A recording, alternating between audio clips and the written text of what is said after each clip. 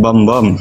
Saya tanya, saya ini nggak diskusi sama orang koplak. Saya tanya, orang beriman ini laki-laki atau orang belum Kristen? selesai ini Bom. Ini kitab suci. Selesaikan dulu pertanyaan saya. Firman Saya ini tanya, laki-laki sini atau perempuan? makanya kalau nggak Airman, buang aja ke tempat sampah. Kalau kamu nganggap kasih itu hanya yang menyenangkan telingamu, mohon maaf. Kitab suci berkata di akhir zaman banyak pengajaran sesat yang membinasakan yang hanya menyenangkan telinga.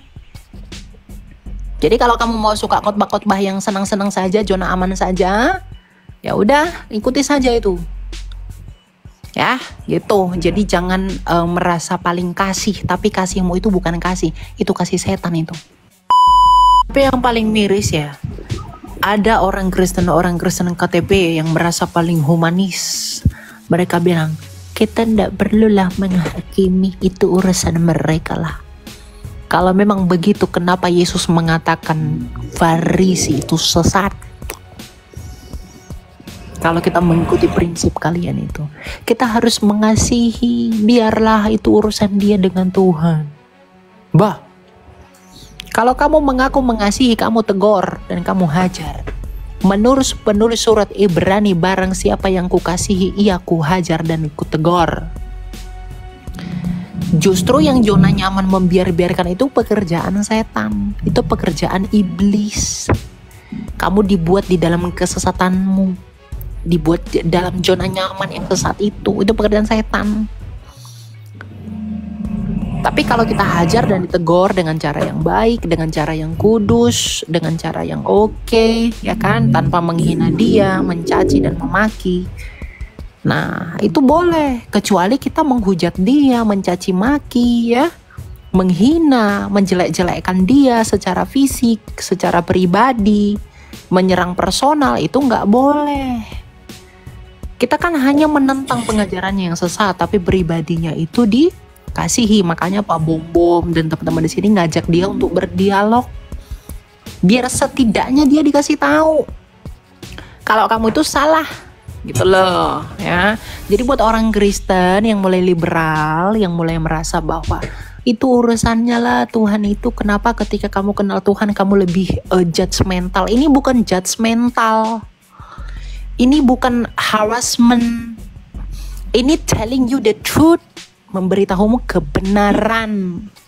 Kita itu semua itu diberi karunia untuk mengajar, ada yang karunia itu lain-lain segala macam. Kembali kepada pengajaran iman yang rasuliah, agar yang kamu imani bukan Yesus yang lain. Itu tanda kasihnya kita.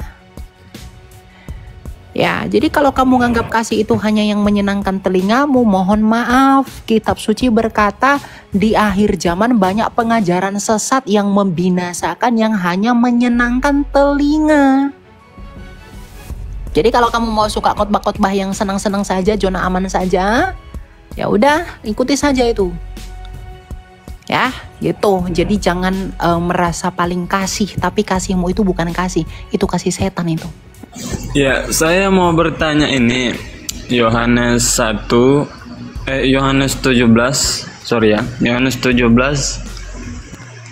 nomor ayat 3. Oh, Yohanes 17 Ayat 8. Yohanes 17 ayat 8. Yang mau katanya apa?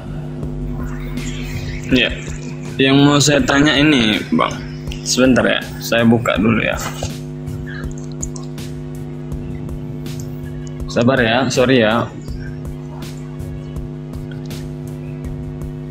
Firman yang kau sampaikan, firman yang kau sampaikan itu rema koplak, bukan firman, bukan logos. Di situ rema. Makanya belajar bahasa aslinya. Ya. Kan kalian mengatakan firman telah menjadi manusia, begitu ya kan? Sebentar, saya langsung jawab saja. Enggak, sebentar dulu. Nggak usah kau bertanya. Nanti Al-Quranmu yang saya kan bertanya, kok nggak usah bertanya? Gimana? Suara saya lebih besar daripada kau, suaramu tertutup. Tenang aja. Udah tahu pertanyaannya, soalnya ulangan. Firman yang kau sampaikan itu rema. Coba pakai bahasa Yunani, coba. Zain, kau pakai bahasa Yunani, kau baca dulu. Coba ya, oke. Otita remata dedaskas kan moi dedaska autois kai autoi elabon kai ege osan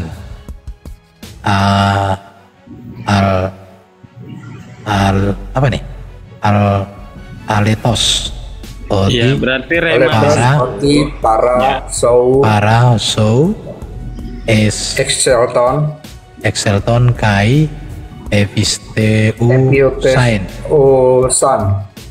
oto me apes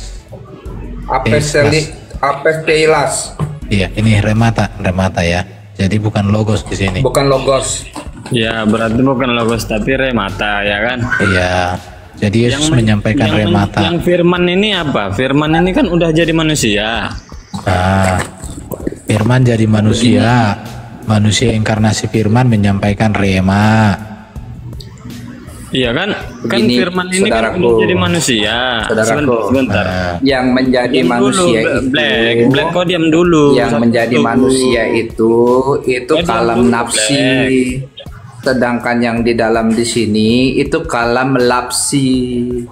Itu brother. Jangan kau bawa Jadi dua hal yang berbeda. Di sini. Loh, itu paralel.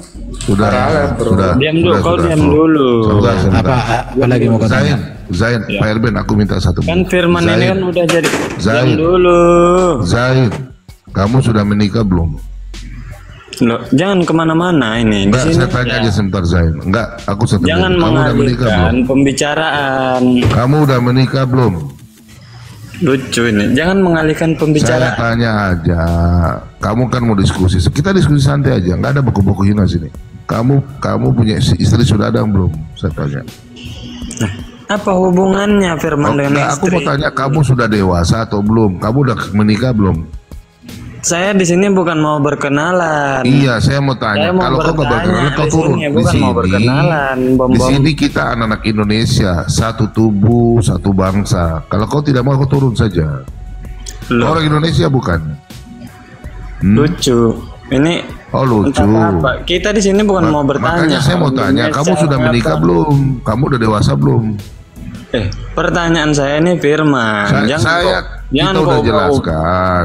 Makanya saya bilang kita udah jelaskan. Ini. Kau punya kitab lakum dinukum waliadin, lebih kau buang ke sampah saja. Makanya saya apa tanya. urusannya sama? Nah, saya mau tanya. Saya mau tanya dulu. Kamu ini sudah menikah belum? Tolong Pak Elben, tolong buka surat Jumat ayat 9, nomor 9. Saya mau tanya dia.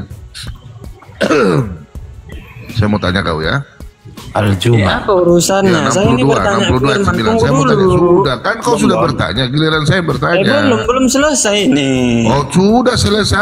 Tunggu dulu. Kau mau dengar Ini kah tidak Rema. epen kah? Kau mau mampus tikam tanah kah, terserah kau. Kau Diam dapat dulu. bom. Kan ini kan firman ini Sudah di situ selesai. tema. Di sini gak usah ribut-ribut. Kali si bom ini. Bukan takut. Nabimu kau panggil ke sini, gua tengah takut. Sumpah. Pertanyaan saya belum selesai, Bom. Sudah selesai, bro. Belum. Sudah Itu selesai. kan rema Sudah. di situ. Sekarang saya mau Ya, tanya. tunggu dulu. Ya. Itu kan rema di situ. Sudah, Yang menjadi sudah. firman Sekarang ini kenapa siapa? kau tidak mau? Ini firmanmu loh. Kau takut kah? Tunggu dulu, woi. Kau takut Tunggu baca? dulu, woi. Kau takut kah ini firman Allah? Kau takut kah? Woi, Takut. tunggu dulu. Oh, Alkitab kau senang baca, Al-Quran kau malas baca, begitu? Ya nanti ku jawab ini. Selesaikan Sebentar, dulu. sebentar. Al-Quran ini kau tidak mau baca? Makanya kalau nggak tahu Sebentar, firman, sebentar. jangan Al-Quran saya ini kau tidak mau tahu. baca? Jangan Hati-hati saya tahu. kau bukan orang Islam berarti ya? Apa itu firman ya? Hai orang-orang yang beriman, saya tanya. Biar Orang saya yang cari beriman tahu. ini laki-laki apa perempuan? Saya tanya. Firman itu dengar ini. Saya dengar. tanya, orang yang beriman di Kristen. sini khusus laki-laki atau perempuan? Kristen, Coba saya tanya dengar kau dulu. Firman Di ini. sini sebentar, saya kasih kau waktu 3 dengar menit. Kau dulu. masih bertahan, saya suruh Gantian Erwin kasih dulu. tahu kau. Gantian ngomong. Saya tanya kau dulu. Laki-laki di sini orang beriman ini laki-laki dan perempuan atau laki-laki Bom. saja? Bom. Saya tanya, saya ini nggak diskusi sama orang koplak. Saya tanya, Bom. orang beriman ini laki-laki atau saya orang belum Kristen? selesai ini bom. Ini Gimana kitab sih? suci, Al-Quranmu. Kau mau baca nggak? Kok panik kali sih? Jangan tertawa. Saya bertanya, ini Al-Quran kitab sucimu. Saya bertanya, tidak ada penghinaan sini. Saya cuma baca. Iya, Orang nanti saya beriman jawab. itu laki-laki atau Bom, perempuan? Gua mau Bom, tanya aja nanti dulu. saya jawab.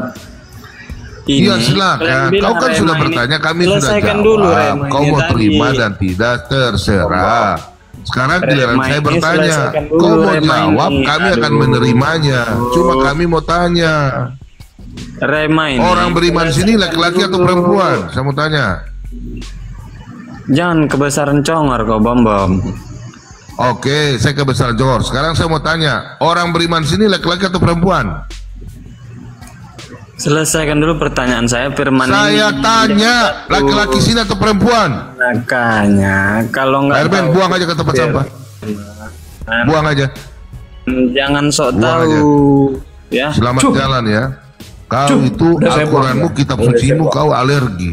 Parah Ayo kau. sama-sama kita ludahin. Cuh. Nah, ini padahal kasihan loh. Ini Al-Quran kitab sucimu kok. Kitab Alkitab kau senang baca. Giliran ditanya kau nggak mau. Padahal itu kitab suci loh. Kami cuma baca saja loh.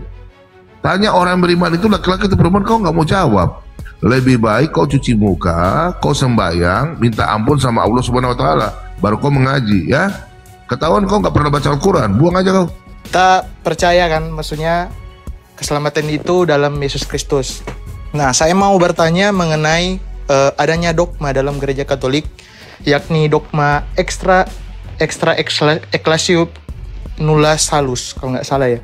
Nah, itu yang dimana dogma itu berarti tidak ada keselamatan di luar gereja. Nah, saya mau di luar gereja Katolik dalam konteksnya. Nah, mungkin saya mau penjelasan dari yang ada di sini, bagaimana tanggapan kalian mengenai adanya dogma itu dalam gereja Katolik, yang dimana kan gereja Katolik secara tidak langsung mengklaim bahwa keselamatan hanya berada dalam gereja Katolik saja. Terima kasih.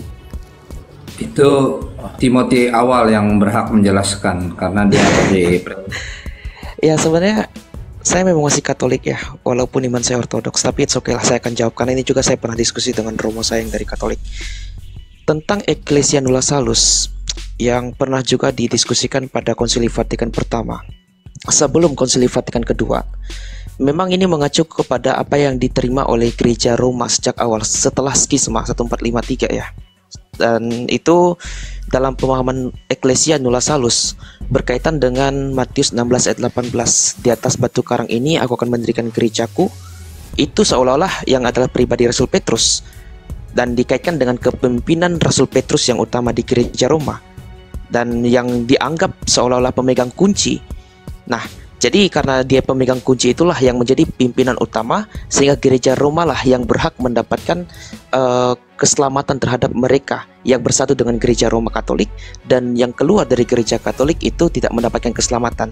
Tetapi ketika ada rundingan Konsili Vatikan kedua, pemahaman tentang Ecclesia Nulla Salus ini sudah sedikit diperbaiki, tetapi tidak sama seperti yang disampaikan oleh seorang romo itu loh, yang diskusi dengan Brian itu. Karena ini terlalu berlebihan.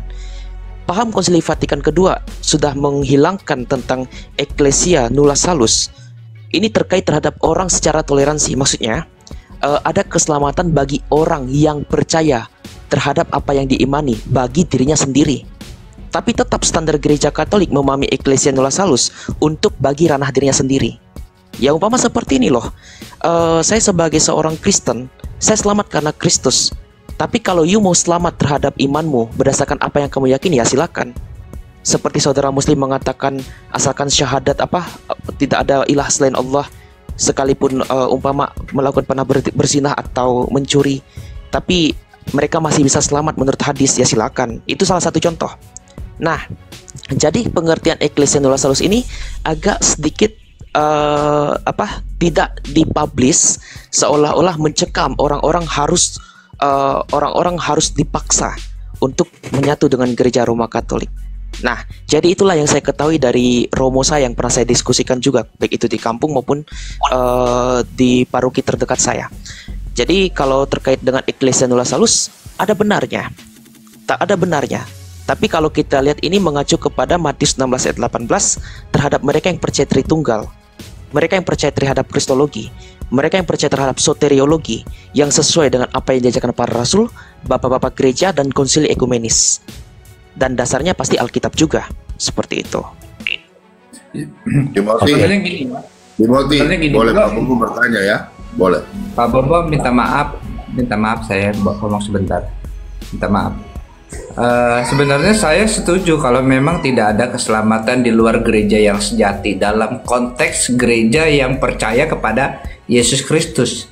Nah, gereja itu kan adalah sekumpulan orang atau komunitas yang percaya kepada Yesus Kristus. Jadi tetap apa namanya nggak menghilangkan Yesus Kristusnya. Kalau yang tidak bersadarkan kepada Yesus Kristus bukan gereja dong. Jadi memang tidak ada keselamatan di luar gereja, betul. Tapi gereja yang sejati yang tetap konsisten dengan sekali Yesus tetap Yesus, gitu. Oke, Pak Bom, ada tadi mau Ya, disampaikan? cuma sedikit aja, bro. Saya cuma saya minta tanggapannya Pak Timothy aja. Kalau Romo yang tadi bersama Brian, saya anggap itu mungkin salah ngomong aja. Yang saya mau tanya begini, bro. Apakah menurut tanggapan Timothy di luar gereja Katolik itu tidak ada keselamatan? Coba Timothy saya mendengar. Di luar gereja Katolik tidak ada keselamatan. Begini, saya menjelaskan ini dalam ranah posisi ketika saya berdiskusi dengan Romo saya. Karena kawan-kawan juga sudah tahu ya, walaupun identitas saya masih RK, tapi iman saya adalah GO. Jadi saya tidak perlu menjawab pernyataan Pak Bomo berdasarkan pendapat saya. Karena kawan-kawan saya juga berselisih karena apa yang saya imani sekarang ini. Mungkin nanti kawan-kawan bisa tanya dengan kawan Katolik yang lebih spesifik mengimani iman. Bro, mantap. Itu saja saya cuma ingin bertanya. Makasih, bro ya. Oke. Thanks. Ya, oke. Makasih, bro. Mantap, Anda mantap. Oke, baik. Saya suka yang Anda ini. Oke, mantap. Bro Timothy, aku mau tanya satu lagi nih. Tadi aku baru nonton VT Romo Patrice Allegro. Jadi kata sematan istilah Katolik Roma atau Roma Katolik itu buatan orang Protestan, bukan istilah yang ada di gereja Katolik gitu. Nah, saya tanya ke kamu, apakah itu benar gitu? Katolik Roma atau Roma Katolik itu buatan orang Kristen? Nanti nonton VT-nya. Patrice Allegro menanggapi dari Agatha itu, Komal Agatha. Ya kan? Seandainya beliau ada bisa menunjukkan literatur, karena sejauh saya melihat VT beliau, saya tidak menemukan literatur yang ditunjukkan kecuali pendapat. Nah, terkait dengan istilah pengelompokan ya kata Roma Katolik, seolah-olah pengertian Katolik ini menuju kepada yuridiksinya. Karena kan Katolik kan juga pengertian yang dipakai dari gereja Ortodoks juga ya, walaupun mereka spesifik menggunakan kata Ortodoks sebagai identitas, Katolik sebagai sifat gereja. Tapi mereka pun juga mengatakan Roma Katolik. Karena apa? Karena Latin sudah skisma dengan Timur, sehingga mereka tidak mau menggunakan seolah-olah Katolik hanya untuk di Roma saja. Makanya mereka menggunakan istilah Roma Katolik atau Gereja Latin, ya, atau skisma Latin kata mereka. Tapi mereka lebih adem karena kan sekarang antara Timur dan Barat juga agak sedikit membaik ya, walaupun juga masih ada perselisihan. Ya, mereka banyak menggunakan Roma Katolik sama seperti dipakai oleh Protestan. Tapi sejauh yang saya ketemui, saya belum menemukan data istilah kata Roma Katolik spesifik dipakai oleh Protestan. Seperti itu.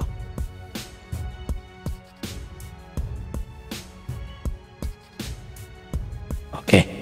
Elmo, ada lagi mau kau tanya, bro? Oke, sudah, terima kasih ya. Oke, terima kasih bro ya. Oke, yang di bawah yang mau bertanya silakan naik. Yang Muslim boleh, yang bidat juga boleh, atau yang nggak ada identitas keagamannya juga boleh, silakan. Di sini Anda boleh bertanya dan belajar iman Kristen. Ngeyel, CP maju. Kalau ngeyel Islam, CP yang maju. Biar disikat kau satu-satu. Ya. Oke, silakan Jekonia. Ada mau ditanya, bro? Mana dulu? Bro. Enggak. Oh, bro. Ben. Iya, kenapa? Itu sejarahnya Muhammad ada nggak yang pegang gitu ya, yang dia itu Quraisy, yang dari suku Quraisy itu kan di Yaman gitu kan. Terus Kalau Quraisy itu kan berasal dari Ethiopia dan India katanya. Ini menarik sekali gitu. Jadi nanti baca di Sirah Nabawiyah ada kan sejarahnya Nabi. Sirah Nabawiyah gitu. Ibnu Hisam sama Sirah Nabawiyah. Siapa tuh? Ibnu Hisam sama siapa? John Timothy Alawan. Kau banyak tahu sejarah. Soalnya gini bro, kayaknya kan ini masa apa ya, gimana ya, Ismail itu kan kayaknya nggak ada hubungannya ke Islam gitu. Jadi ini harus dikeraskan juga dalam sejarah gitu, lebih diterangkan gitu kan dalam suatu argumen-argumen gitu. Iya. Nah untuk menguatkan bahwasanya Ismail itu nggak ada hubungannya, di Samawi itu nggak ada hubungannya kepada itu tadi kan, mereka itu RT 7 itu ya. Gitu bro. Oke. Yang fair lah gitu kan, yang otentik gitu apanya sejarahnya. Saya lagi nyari bro, aduh sedap juga gitu kan. Ada itu Sirah Nabawi, Sirah Ibnu Hisam, Sirah Ibnu Ishaq. Ya Ibnu Hisam sama Ibnu Ishaq, Ibnu Katsir. Itu aja nanti dibaca. Sirah Mubarafuri, Sirah Muhammad, Sirah Nabawiyah buku ke-1 banyak. Sirah Nabi Imam Zahabi, Sirah Nabi Muhammad, Tarik Sunnah, baru Sirah Syekh Albani. Ini ada beberapa sirah ini. Dibaca aja nanti. Sejarahnya fair itu bro ya. Artinya kan ya pokoknya itu Islam yang nulis itu aja dulu. Telah itu udah itu yang justru mau digrebek gitu kan. Ada bro tadi kemarin tuh si apa? Ya boleh saya yang bicara mengenai Islam. Oh ya. Lanjut CP. Cuma Islamnya nggak ada bro, Islamnya nggak ada. Nggak apa-apa, karena kita bukan menghina, mengejek, nggak ada kita mengejek sini. Oh ya silakan. Ya untuk mengenai tadi perkataan bapak tadi mengenai sejarah Muhammad ya tadi ya. Iya Pak ya. Halo, Pak Jekonia ya tadi. Iya, jadi Muhammad ini memang sebenarnya tokoh fiktif ya. Dia tidak pernah ada di bumi ini. Itu yang pertama perlu kita ketahui teman-teman ya. Apa dasar kita mengatakan Muhammad ini tokoh fiktif? Ya, untuk teman-teman yang di bawah, ada berapa ratus penonton di bawah, perhatikan. Jika ada manusia yang pernah hidup, lalu manusia itu tidak pernah diketahui oleh sezamannya, nggak pernah diketahui, nggak pernah ditulis, nggak pernah diterangkan. Bagaimana mungkin ini tokoh yang pernah real? Sementara dia itu hanya ada di buku-buku keimanan mereka. Jadi tidak ada pendukung di luar dari kitab Islam sendiri. Sama halnya seperti Doraemon. Bang. Ya. Tapi Yohanes dari Damaskus itu nyinggung dia, bilang tidak berakhlak. Begini, Yohanes Damaskus tak pernah menyinggung nama Muhammad, dan dia tak pernah ketemu dengan Muhammad. Dia hanya dia hanya menyinggung pengajaran yang ada di zamannya dia, Damaskus. Artinya begini, ada suatu ajaran yang mengatakan bla bla bla bla bla bla bla bla. Dan Yohanes Damaskus tak pernah ketemu sama Muhammad. Nah itu perlu kita ketahui teman-teman ya. Jadi dia hanya merespon adanya pengajaran. Seperti kita saat ini, ada orang menulis adanya ajaran Oneness contohnya. Anggaplah Oneness ini baru berkembang di tahun 2024. Nah pendirinya nggak pernah ada gitu loh. Nah jadi seolah-olah kita berpikir dia pernah ketemu Muhammad. Enggak ya. Nah itu pertama kita ketahui. Itu kemarin kita bahas kok mengenai kenapa Yohanes Damaskus, Pak penggugat mengatakan dia bagaimana nih dia pernah ketemu? Enggak pernah ketemu. Karena apa enggak pernah ketemu? Ya karena satu, kalau menurut mereka 632 matinya. Yohanes Damaskus 672 baru lahir. Artinya 40 tahun setelah si Muhammad mati baru Damaskus lahir.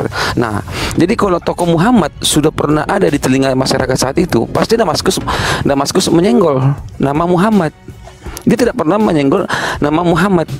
Adapun tanda kurung Ahmed, tanda kurung itu kan penambahan bacaan supaya orang tahu kepada siapa dan arahnya kemana nih si Yohanes Damaskus berbicara. Ya, jadi di buku itu ada tanda kurung Ahmed, tanda kurung Islam. Sebenarnya tidak. Orang dulu mengatakan itu orang Saracen, di mana dari kata Sarah. Ya, Sarah. Itulah Damaskus mengatakan mereka itu orang Sarahen dari Sarah Ismail. Tetapi Pak, itu tidak benar ya. Itu hanya pernyataan orang-orang saja. Dan anehnya kalau si Damaskus menyenggol, anehnya kenapa kalau mereka dari Ismail, kenapa mereka tidak satu pandangan keimanan dengan orang tuanya Abraham? Artinya begini, mereka kan Allah SWT. Sejak kapan Ismail mengatakan Allah SWT? Karena si Damaskus mengatakan adanya Tuhan mereka namanya Allah. Damaskus menyenggol SWT ini apa? Allah ini ya, menyinggung. Nah, sementara pemahaman mereka itu berbeda dengan apa yang sudah ada di sekitaran Arab. Ya, jadi bukan negara Arab ya, di semenanjung Arab, artinya di tanah Arab gitulah. Jadi ajaran Kristen ini memang sudah number one di zaman itu, di kala itu. Bahkan Yahudi juga mengakui itu, artinya memang sudah Yahudi juga masuk Kristen saat itu.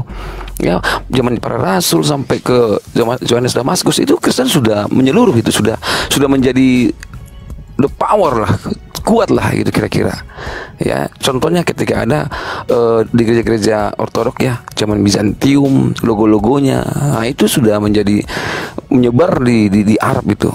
Nah, kesini bukan ke sekarang ya, maksudnya dari tahun 600 agak majuan dikit itu, katakanlah tahun 1000 ke atas lah, 1000 sekian lah.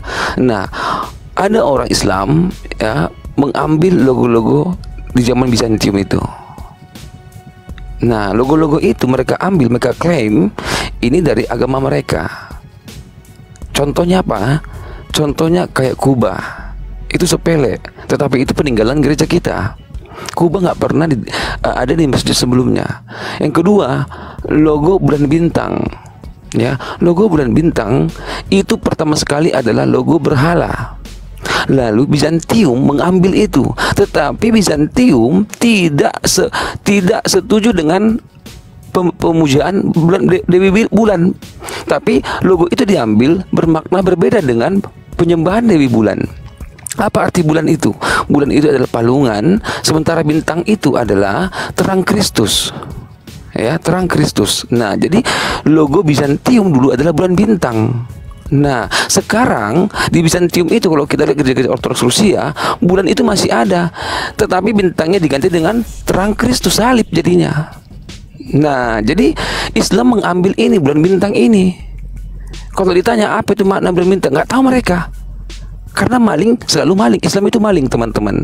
Jangan takut untuk mengatakan itu. Karena sampai saat ini Islam tidak tahu apa arti bulan bintang di masjidnya mereka. Kalau kita, yes, itu kita ambil dari pagan, tetapi makna simbolis itu berbeda dengan pagan punya. Dulu ada penyembah Dewi Bulan, Dewi Bulan lah katakan. Penyembah bulan, Bizantium memaknai berbeda. Bulan itu palungan, bintang itu terang Kristus, dan bintang itu bisa diganti dengan salib. Coba Timothy Al-Awal itu kalau kita lihat, kita zoom ya, di atas kubahnya Timothy Al-Awal itu kalau dia ortodoks ya, itu ada tanda salib, di bawahnya ada bulan.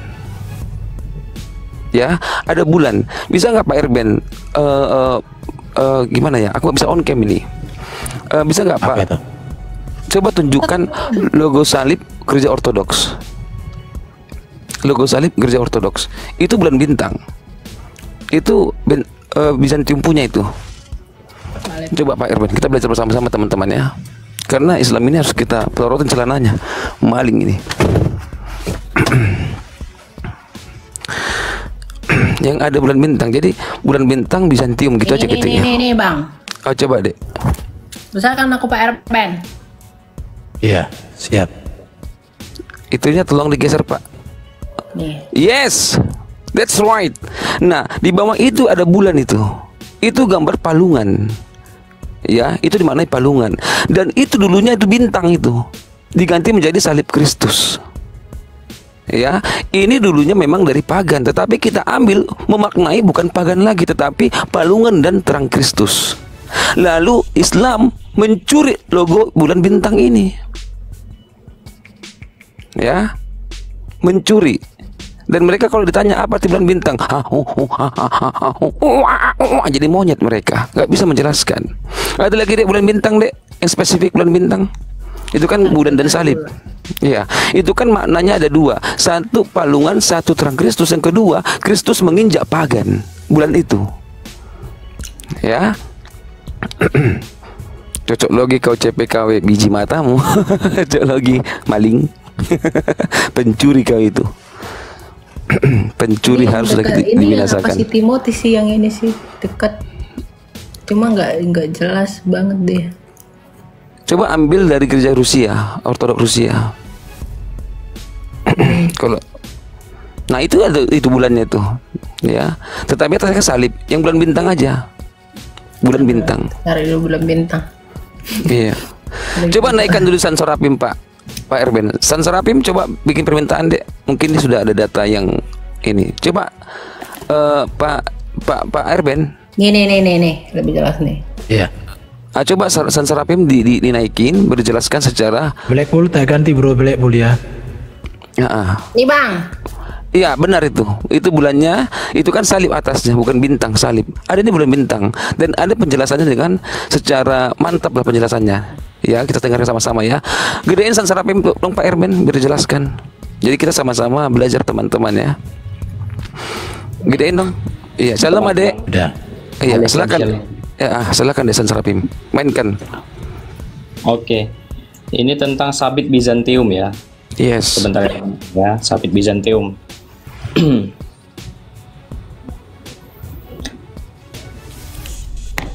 Ya. Kok nggak bisanya?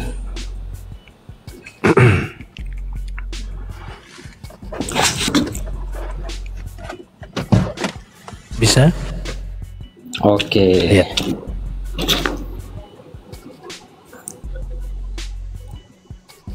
Nah ini secara ini mengerikan ini, tapi harus dibongkar nih biar pingsan. Ini ya teman-teman ya. Nah ini ya. Ini sabit Bizantium. Sabit Bizantium ini awalnya merujuk kepada dewi sebenarnya, dewi yang muncul di abad keempat sebelum Masehi. Dan diadaptasi oleh Kekaisaran Bizantium, ya, diadaptasi Kekaisaran Bizantium menjadi lambang kota Konstantinopel. Lambang kota Konstantinopel. Setelah Kekaisaran Romawi baik barat maupun timur ini bertobat, khususnya di Kekaisaran Konstantinopel atau Bizantium atau Romawi Timur, mulai dari abad ke-6 Masehi itu telah mengadaptasi ini. Kenapa? Karena pusatnya gereja timur waktu itu pada masa itu adalah di Bizantium, di Konstantinopel. Ya, gereja-gereja Ritus Bizantium. Nah, makna yang ada terkandung di dalam ini jadi berbeda. Ya, maknanya menjadi seperti ini. Jangan lupa tap-tap layar tahun kawan ya, soalnya ada yang agak rada panas ini. Jangan lupa nyalakan AC-nya ya. Oh iya betul. Oke, lanjut. Sebentar ya, ini saya tunjukkan sama teman-teman. Nih. Ini ya.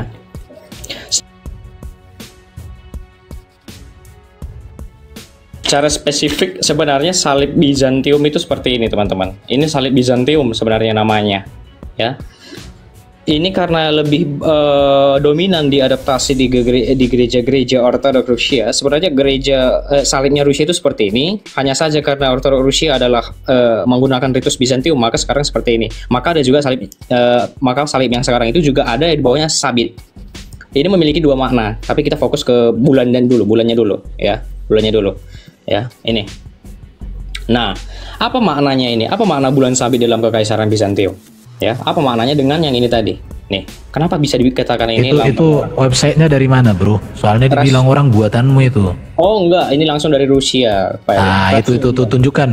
Karena apa? Orang-orang di bawah ini suka nanti itu kau bikin sendiri itu, kau edit katanya kan. Tunjukkan bro, besarin itu, lihat itu tuh. Russia Beyond ya. Ini sejarah teman-teman ya. Ini sejarah ya ini. The crescent is also an important symbol of the birth of Christ. Ini semenjak abad ke-6 ya teman-teman ya. Ya. Simbol tentang kelahiran Kristus. Jadi ini melambangkan palungannya Yang awalnya pagan, memang awalnya pagan, tetapi ketika diadaptasi oleh gereja itu maknanya sudah berubah. Ini melambangkan palungan di atas ini, terang ini melambangkan terang Kristus karena Yesus adalah terang dunia. Jadi awalnya seperti ini. Saya kasih ilustrasinya. Ya, sebentar.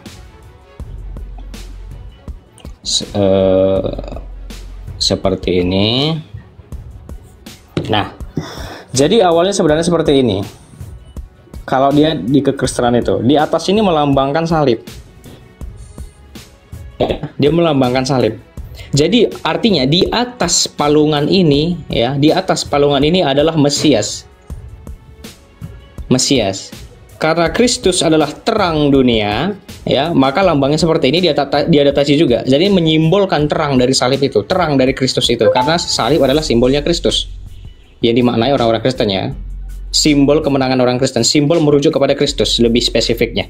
Jadi di mana, dan ini juga sangat penting, saking pentingnya dalam dalam bentuk-bentuk perhiasan Kekaisaran Bizantium itu bentukannya seperti ini, melambangkan palungan tadi. Ini melambangkan palungan tadi. Ya, ini diadaptasi mulai dari abad ke-6 Masehi. Setelah di abad ke-15 tahun 1440-an, ya, Konstantinopel jatuh ke dalam Turki Ottoman. Simbol kota ini tadi, simbol kota Bizantium, ya, Konstantinopel, simbol kota Konstantinopel akhirnya nanti diambil alih sama kekhalifahan Ottoman. Maka menjadi simbolnya mereka. Ya, di abad ke-15, 1440-an. Diadaptasi sama mereka, intinya kenapa tidak menghilangkan simbol ini? Ya, untuk menunjukkan bahwasanya kota, istilah bahasa gampangnya seperti ini, kota yang selama ini atau negara yang selama ini yang simbolnya seperti ini, yang negara-negara lain tidak bisa menghancurkan, sekarang bisa kami hancurkan. Buktinya ini simbolnya, di bawahnya udah bukan bendera Bizantium lagi, udah bendera Ottoman. Ya, artinya pengalih kuasaan simbol gitu, dari yang awalnya Kekaisaran Bizantium ke Kekhalifahan Ottoman. Ya kan? Karena pada masa itu Ottoman adalah salah satu satunya negara Islam yang paling besar perkembangannya, yang paling kuat pada masanya. Simbol ini diikutin sama negara-negara Islam lainnya. Begitu juga nanti dengan hubungannya dengan Ka'bah, Ka'bah lagi, Kubah, ya, Kubah dan lain sebagainya. Ya. Jadi apa alasan orang-orang gereja-gereja di Rusia itu menggunakan ini? Awalnya itu merujuk kepada budaya Bizantium. Ya, awalnya merujuk kepada budaya Bizantium. Tetapi karena ada invasi dari Islam Mongol pada tahun 1200-an, ya, abad ke-13, ya, di abad ke-13 oleh Batu Khan, ya, yang mereka menghancurkan gereja, membunuh para biarawati dan apa segala macam. Kekristenan ke tanah Rusia, ke tanah Rus dan tanah Rusia, tanah Ukraina dan lain sebagainya. Jadi simbol ini dimaknai bahwasanya Kristus itu, ya, karena memang kemenangan itu ada di pihak Kristen pada masa itu, maka simbol ini juga bisa diartikan bagi kalangan mereka, Kristus telah menginjak-injak ajaran pagan itu. Ya, saya tunjukkan sama teman-teman semuanya. Pemimpinnya Batu Khan ini, ya. Serangan jadi dia sudah bukan standar, ya. Dia artinya sudah ada ganda, teman-teman. Awalnya itu merujuk kepada tradisi Bizantium, sekarang juga bisa diartikan seperti itu. Walaupun lebih sentralnya memang merujuk kepada tradisi Bizantium. Ini invasi Mongol ke Rus, ya, ke tanah Rus dan Kiev, sekarang Rusia, ya. Dipimpin oleh siapa yang mempeloporinya? Nih, Batu Khan. Kita fokus utamanya ke Batu Khan. Ya, Khan ini sebutan untuk istilahnya raja lah dalam orang-orang Mongol, ya. Ini dia sangat dekat sama orang Islam. Ya, dan bahkan dia ingin menjadikan ya kalau bisa Mongol itu Islam semua. Nah, dia menginvasi ke tanah Rus dan Kiev. Ya, Rusia atau Kiev sekarang. Nah, dibantai semuanya. Pada tahun berapa? Ya, pada tahun berapa itu? Nih. Tahun 1223 sampai tahun 1240 di abad ke-13.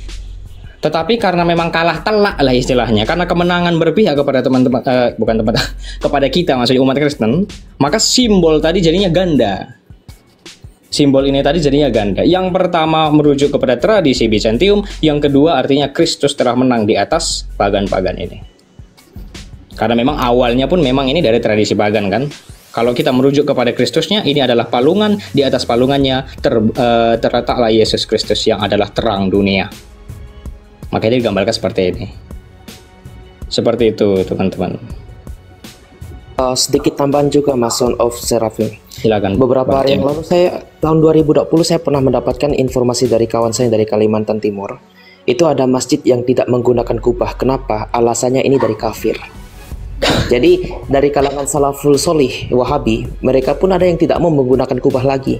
Karena apa? Ternyata ini menyontek dari Kristen yang sebelumnya diambil dari paganisme itu, dewa Jupiter.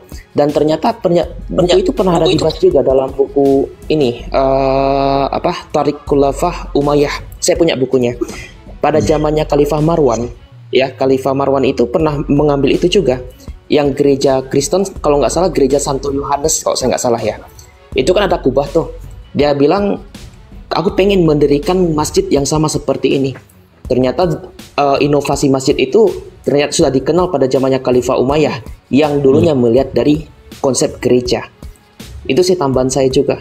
Silakan yang lain. Iya, mantap.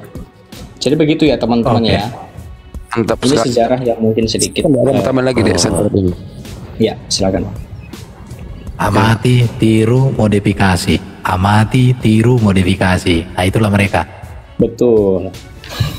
Ya, betul. Pak Erben, kan dulu di Nusa Tenggara berapa itu? Nusa Tenggara Barat ya. Pernah ada pro kontra masjid mirip gereja karena bentuknya mirip dan mereka membongkarnya. Ya, kalau mereka mau lihat ya, kalau mereka mau lihat sejarah, kubah mereka saja mengambil dari mana. Ya, itu sih. Jadi saya bingung juga sama mereka. Takutnya menyontek agama lain, ternyata kubahnya menyontek agama lain. Jadi begini. Kita memiliki keimanan di mana kita mengakui satu-satunya Allah yaitu Bapa dan satu-satunya Tuhan kita Yesus Kristus. Ingat, satu-satunya Allah kita yaitu Bapa, satu-satunya Tuhan yaitu Kristus. 1 Korintus berapa itu, Dek? 1 Korintus 8 ayat 6. 8 ayat 6. Itu pun dibanding Islam. La ilaha illallah Muhammad Rasulullah. Muhammad di sini bukan kata nama pribadi, tetapi merujuk kata sifat. Kita bisa nanti merujuk kepada data-data yang akan kita berikan ya. Dan Ustadz Hadi Hidayat pun mengatakan begitu. Kalau kamu mau punya sisi manusia yang baik di hatimu, di zaman dulu kamu akan digelar dengan namanya Ahmad, Muhammad, orang baik. Ya, jadi Ahmad ini merujuk kepada orang yang berkelakuan berkata sifat. Jadi artinya kita memiliki satu Allah yaitu Bapa dan satu Tuhan yaitu Kristus, Yesus Kristus. Nah, di sini Muhammad di sini merujuk kepada Yesus Kristus. Karena sang terpuji, arti Muhammad apa? Terpuji. Siapa yang terpuji? Yesus Kristus. Gitu loh. Jadi kalau mereka datang lalu mengatakan Muhammad itu nama, ini menggeser makna, menggeser sejarah. Inilah tujuannya setan. Ya, setan itu merubah lalu mengatakan ini punya kami. Ya, 1 Korintus 8 ayat berapa tadi? Tolong bukakan, Dek. Coba bukakan, Dek, bahasa Arabnya, Dek. Oke. Kita punya Alkitab berbahasa Arab, ya. Jadi Muhammad di sini terpuji. Gak mungkin manusia biasa terpuji, brengsek manusia biasa, apalagi tukang kawin perempuan, anak kecil. Terpuji apa itu? Binatang. Awas panas. Ya, tapi aku gak bilang nama, Pak. Jangan offside. Iya. Yesus Kristus lah yang terpuji. Silakan bacakan, Dek. Falais anda nahnun ila ilahu wahidhu al-aba aladi min kul syai'in wa nahun lahu wa rabb wahidhu Yesus al-Masih aladi min kul syai'in wa nahun bihi. Wa rabb Yesus al-Masih. Coba nyanyikan dulu bacanya. Nyanyikan. Coba nyanyikan dulu, CP. Wa ibn wa ruhal kudus ilahu wahid amin. Walaisa inna nahnu ilahu. Gak cocok. Kita lanjut ya. Jadi kalimat inilah yang Islam maling. Ya, sorry to say Islam ya, maaf, seribu maaf. Ini sudah ada di ayat kami. Kita memiliki satu-satunya Allah yaitu Bapa, satu-satunya Tuhan kita itu Yesus Kristus. Ya, la ilaha illallah. Dulu kan di zaman bahasa Arab itu kan Allah itu kan semua bisa memakai, mau pagan mau apa.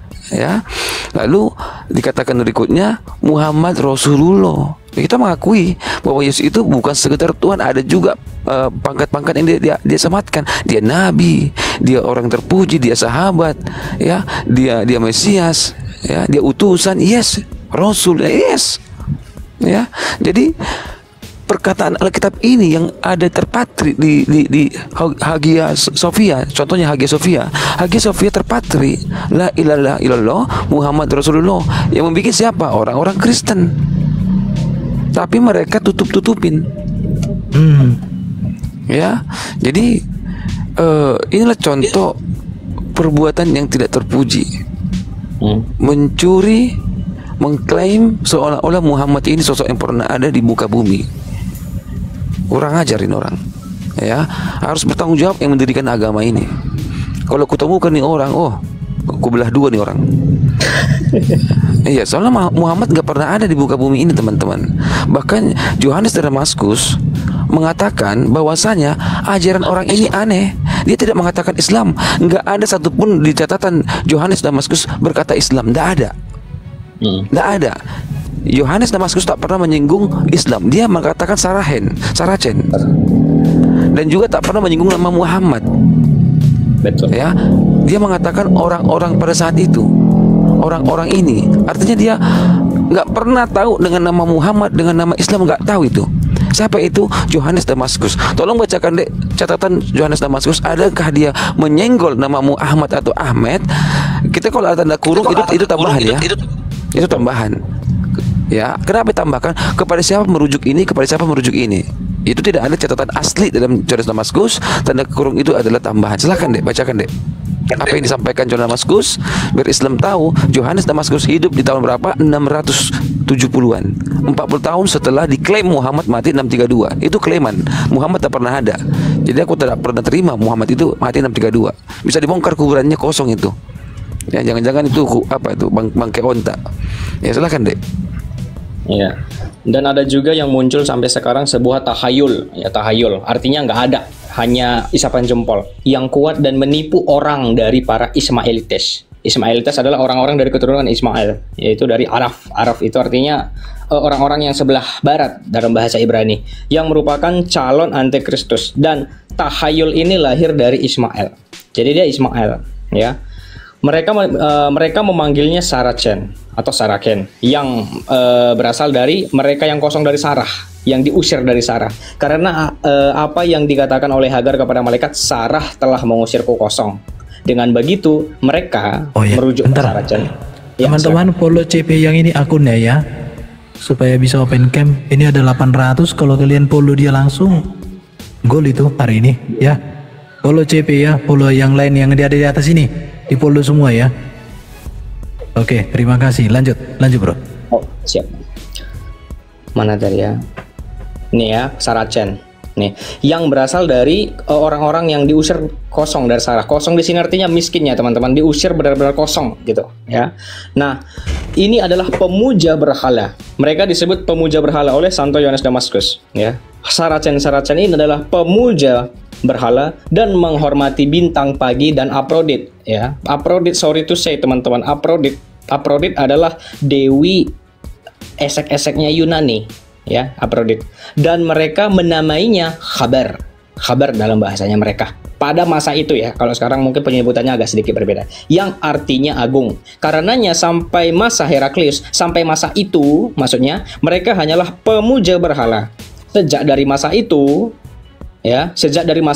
sampai sekarang, artinya sampai surat ini ditulis, datang di antara mereka seorang nabi palsu bernama Mamet. Ya, di sana disebutkan Mamet sebenarnya. Ya, sekarang kan kita kenalnya Muhammad, dulu Mamet. Yang setelah mengerti perjanjian lama dan perjanjian baru, perhatikan, sepertinya terindikasi ya, sepertinya setelah berbincang dengan seorang rahib Arian. Arian ini perlu teman-teman ketahui yang belum tahu, ini adalah bidat. Arian ya, Arianisme, bidat. Dia si Mamet tadi menyusun sendiri bid'ahnya, menyusun sendiri pengajarannya. dan atas kesalehan sebagai sebuah preteks menarik. Orang-orang dia melaporkan bahwa sebuah buku dikirimkan kepadanya dari surga oleh Allah. Karenanya beberapa komposisi yang ditulisnya di sebuah buku yang layak ditertawakan, yang diserahkan kepada mereka, kepada Saracen sebagai objek untuk dihormati. Ya, jadi si yang namanya M ini tadi di catatan Santo Yohanes Damaskus mengklaim bahwasanya dia dikasih buku oleh Tuhan dari sorga.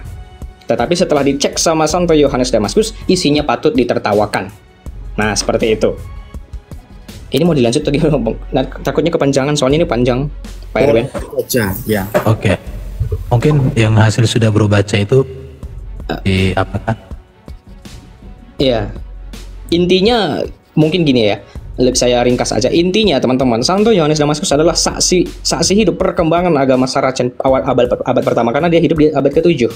Ya, dia hidup di abad ke-7 dan dia memperhatikan, melihat ya, saksi langsung loh. Dia saksi langsung. Bahkan dia mengutip beberapa ayat-ayat. Kalau kita baca sebenarnya di bawah banyak ayat-ayat yang dikutip yang sekarang bagian dari kitabnya itu, kitabnya mereka. Tapi di sini nggak dituliskan di kitab apa. Dia hanya membunyikan, menuliskan bunyinya. Tetapi ternyata semua itu adalah tahayul. Ya, baik tokohnya yang ada disebut tadi di bawah ini yang namanya Muhammad tadi dengan semua klaimnya bahwasanya dia menerima buku dari sorga, itu semua adalah tahayul. Ya, saya izin potong sebentar Bang. Untuk hostnya mungkin saya minta waktu dan tempatnya begitu ya. Masalahnya ini ya. Apa mau kau tanya bro? Enggak bertanya, hanya menyampaikan saja. Mungkin saya mau minta waktu dan tempatnya di sini begitu. Maksud aku bro, kalau hanya untuk menyimak kan bisa di bawah, tapi kalau di atas, kalau ada pertanyaan boleh di atas. Ya, nanti kalau semisalnya ada ya saya tambahkan begitu. Kalau semisalnya itu pun nggak ada, mungkin saya kurangi begitu. Ya, silakan ditanggapi dulu yang disampaikan. Ada mau ditanggapi? Ya. San Serapim, tunjukkan dong perkataan dari siapa tadi, Yohanes Damaskus.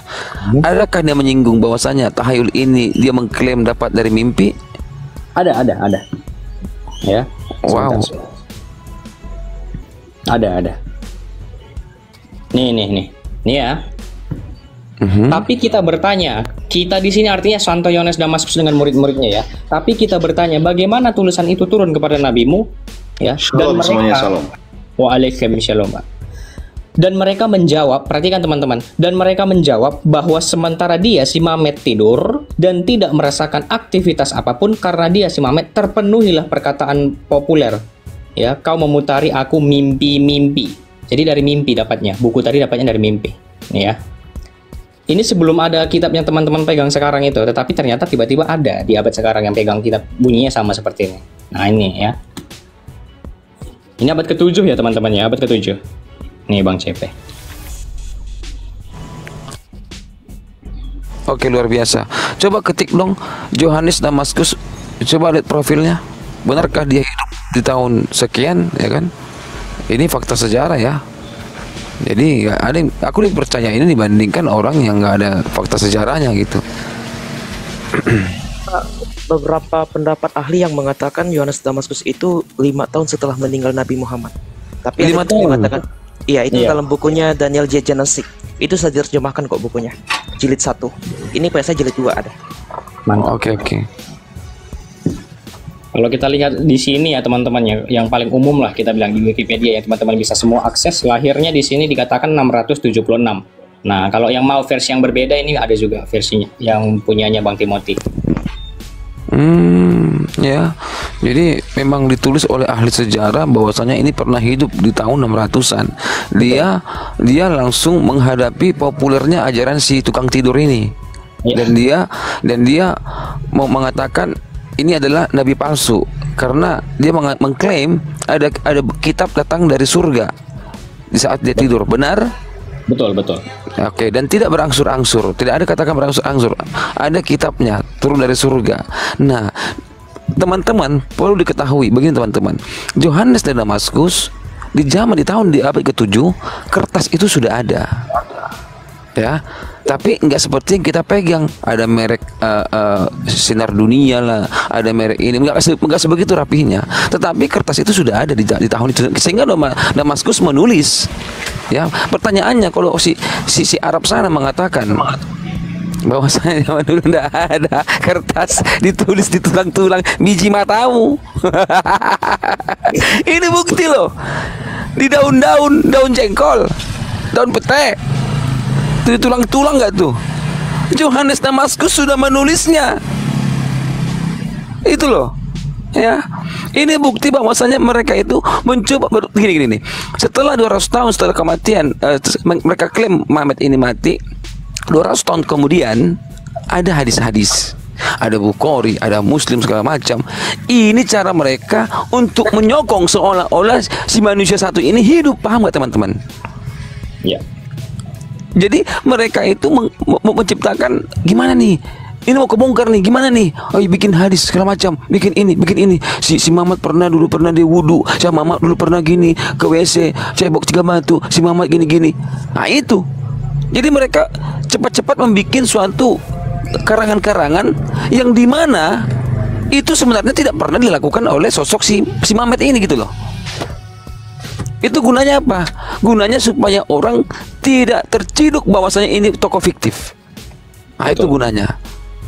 Bagaimana mungkin bisa orang 300 tahun setelah kematian dia bisa tahu dia pernah cebok pakai 3 batu, dia pernah berkata kalau ini wudu pakai air bangke di sumur Bitlaah, ya kan, Abu Daud 60 gitu loh.